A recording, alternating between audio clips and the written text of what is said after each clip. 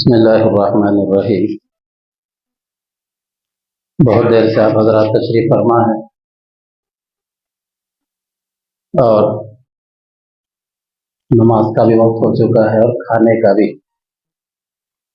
नमाज आणि जेवणाची सुद्धा वेळ झालेली आहे, इसलिए मैं आप हजरात के सामने कुछ ज़्यादा लंबी तकरीर करना नहीं चाहता, लेकिन हमारे कुलकर्णी साहब और मुंडे साहब और हमारे हिंदू मुस्लिम भाइयों को देखकर कुछ अपने जज्बात का इजहार करना चाह रहा हूँ।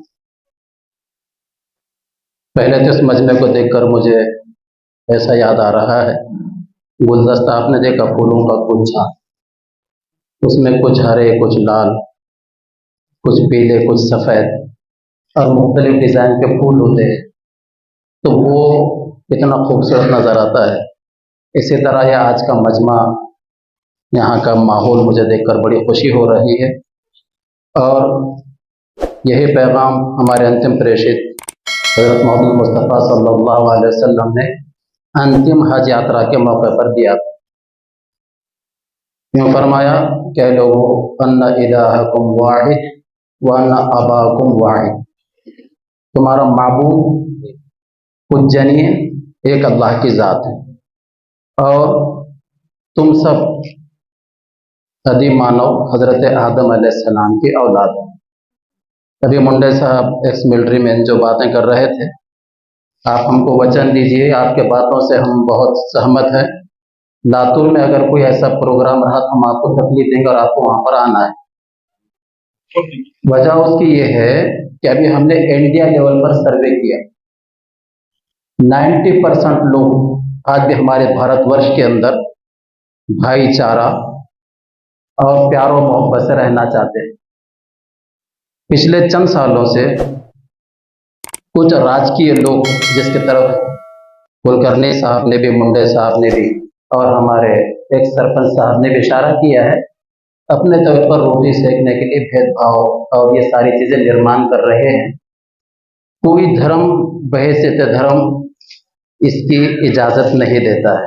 जैसे अभी सुना ना आपने, मजहब नहीं सिखाता आपस में बैर रखना, हिंदी है हम वतन है हिंदुस्तान हमारा। चुनाचे अभी भूल के बहुत सारे लोग कोरोना को, लॉकडाउन को, क्या हालात हो गए।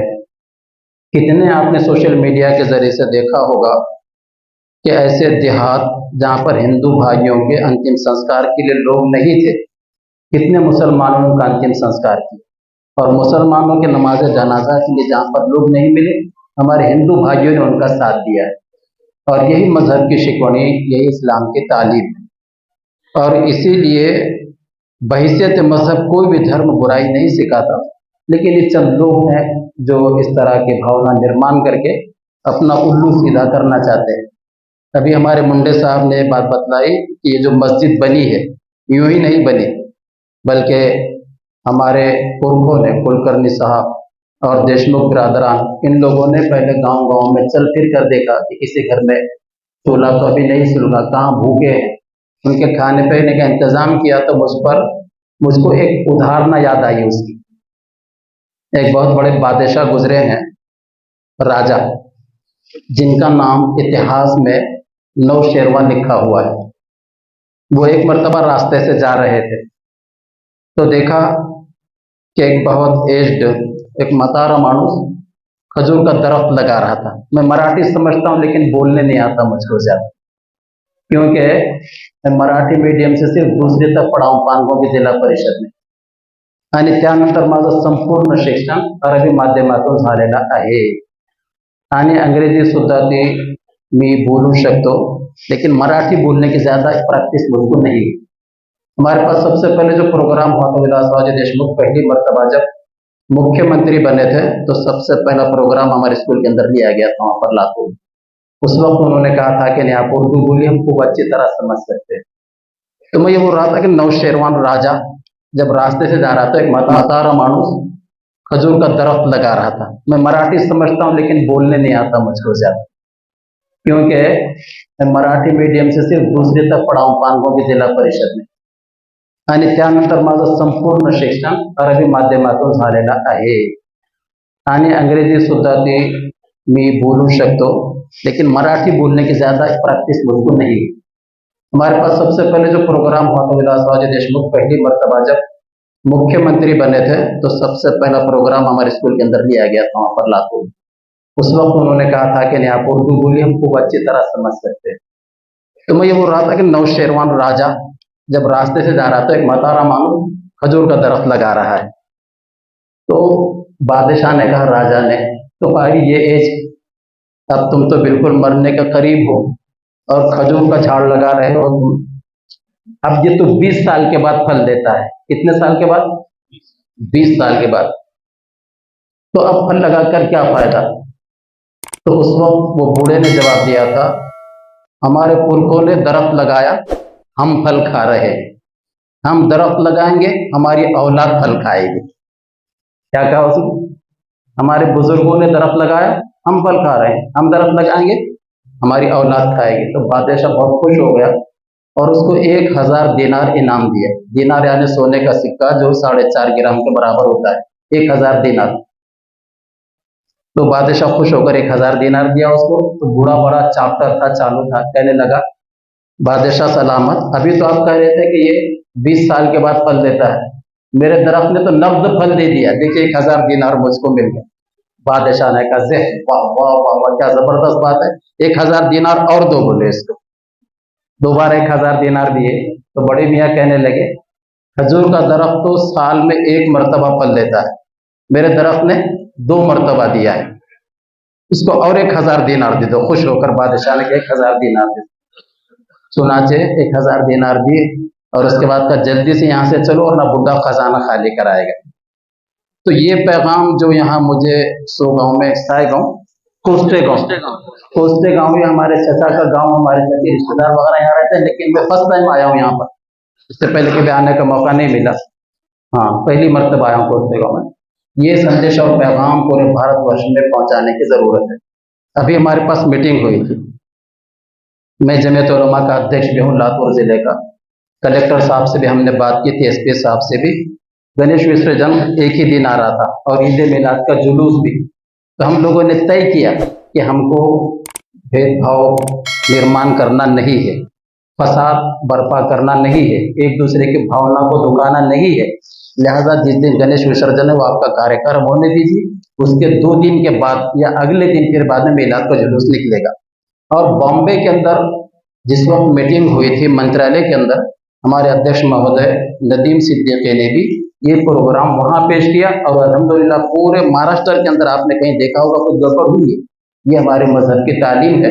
और यही चीज़ मैं आपसे पूछना चाहता हूँ कि जब हमारे अंतिम प्रेषित मोहम्मद सल्लल्लाहु अलैहि वसल्लम ने बिल्ली को तकलीफ देने के बाद फरमाया कि मैंने उस औरत को नर्क में देखा है जिसने न उसके खाने का इंतजाम किया न उसको खुला छोड़ा, हत्ता को तड़प तड़प कर मर गई। तो क्या वो धर्म किसी को तकलीफ देने के और ईजा पहुंचाने की इजाजत दे सकता है? अब ये जो मस्जिद परिचय कार्यक्रम है ये सिर्फ आपके कोस्टे गांव में नहीं हो रहा है, बल्कि पूरे इंडिया के अंदर ये कार्यक्रम चलाया जा रहा है। क्योंकि कुछ लोग क्या कर रहे हैं, टेढ़ निर्माण कर रहे हैं कि मस्जिद में हथियार जमा करते हैं और हल्ला बोलते हैं। एक जगह मस्जिद के अंदर गए तो वहां एक बेचारे हमारे हिंदू भाई ने कहा, अरे इसको तो गेट भी नहीं है और हथियार कहाँ से लाते हैं लोग। कितने मकामात पर ऐसा भी, कोड़पा रोड के ऊपर जो मस्जिद थी, रोड के रुंदीकरण के अंदर चली गई, उस मस्जिद के तामीरी काम के अंदर वहां के हमारे हिंदू भाई सरपंच ने अपने हाथ से सिरफड़ तोड़कर उस मस्जिद का इब्तिदा किया था, शुरुआत की थी उसकी, और उसके बाद वो मस्जिद बनी। तकरीबन वो लोगों ने साथ दिया है। तो मैं यहाँ के हमारे सरपंच साहब को, तमाम हिंदू भाइयों को बधाई देता हूँ और मैं आपका मनपूर्वक आभार प्रदर्शन करता हूँ कि इतना अच्छा माहौल यहाँ पर मुझे देखने को मिला। और बस हम तमाम भाइयों की खिदमत में, आप लोगों के खिदमत में मैं एक शेर कहना चाहता हूँ, कविता की एक कवि। वो क्या है? हयात लेके चलो, कायनात लेके चलो। यहाँ आपके पास का जो भी मंजर है देखकर मुझे याद आया, हयात लेके चलो। हयात कहते हैं जिंदगी को, और कायनात यानी सर्वजग। हयात लेके चलो, कायनात लेके चलो, चलो तो सारे जहां को साथ लेके चलो। अल्लाह ताला इस मस्जिद को सुबह क़यामत तक आबाद रखे। एक पैगाम हमारे कुलकर्णी साहब ने उनकी तरफ तवज्जो दिलाई थी, उसको जरा हम याद रखें। मस्जिद तो बनाना आसान है लेकिन उसको आबाद रखना मुश्किल है। लिहाजा यहाँ के भाइयों की जिम्मेदारी है कि अब अल्लाह के घर को आबाद करें। यहाँ मकतब का भी इंतजाम करें, छोटे छोटे बच्चों को मजहबी तालीम का, वरना कहीं ऐसा न हो मस्जिद तो बना दी शब भर में ईमान की हरारत वालों ने, मन अपना पुराना पापी है बरसों में नमाजी बन न सका। ऐसा नहीं होना चाहिए। अल्लाह इस प्रोग्राम को बेहतर कबूल फरमाए। और आखिर में यही कहूँगा, जो हवा, जो माहौल पीसफुल, इत्मीनान बख्श, शांतिपूर्वक मुझे यहाँ पर कुछ जगह में नजर आया, अल्लाह करके थॉट भारत के अंदर यही माहौल हमें नजर आए। अल्लाह तबारक व तआला कबूल फरमावे। व आखिरु दावाना अल्हम्दुलिल्लाहि रब्बिल आलमीन वस्सलातु वस्सलामु अला सय्यिदिना मुहम्मदिन बारिक वसल्लम। रब्बना आतिना फिद दुनिया हसनह व फिल आखिरति हसनह व क़िना अज़ाबन्नार। अल्लाह इस मस्जिद के इफ्तिताह को कबूल फरमा। जिन हज़रात इसमें दामे दे रहे में सोखाने कदम ताउन फरमा, अल्लाह इसको बेइंतहा कबूल फरमा। अल्लाह के हमारे हिंदू और मुसलमान भाइयों के इत्तेहाद को हमेशा बाकी रख। अल्लाह बिरादरान वतन के भी हिदायत के फैसले फरमा। अल्लाह जहाँ जहाँ फिजा मुक़द्दर है उसके इस्लाह के फैसले फरमा। अल्लाह खुसूसन खाड़ी और ममालिक अरब में उम्मत मुस्लिमा की हिफाजत फरमा। अय अल्लाह जिन लोगों ने इस तरह का ताउन फरमाया उनके नस्लों में दीनदारी पैदा फरमा। अल्लाह जहाँ मस्जिदें नहीं उसको आबाद करने की तौफीक अता फरमा। अल्लाह हर किस्म के लोग जो बेरोजगार हैं उनके रोजगारी के फैसले फरमा। जो बीमार हैं अल्लाह उनको शिफा अता फरमा। जो गुजर चुके उनकी मग़फ़िरत फरमा। व सल्लल्लाहु तआला अला खैरि खल्क़ि मुहम्मद व अला आलिहि व अस्हाबिहि अजमईन। आमीन बिरहमतिक या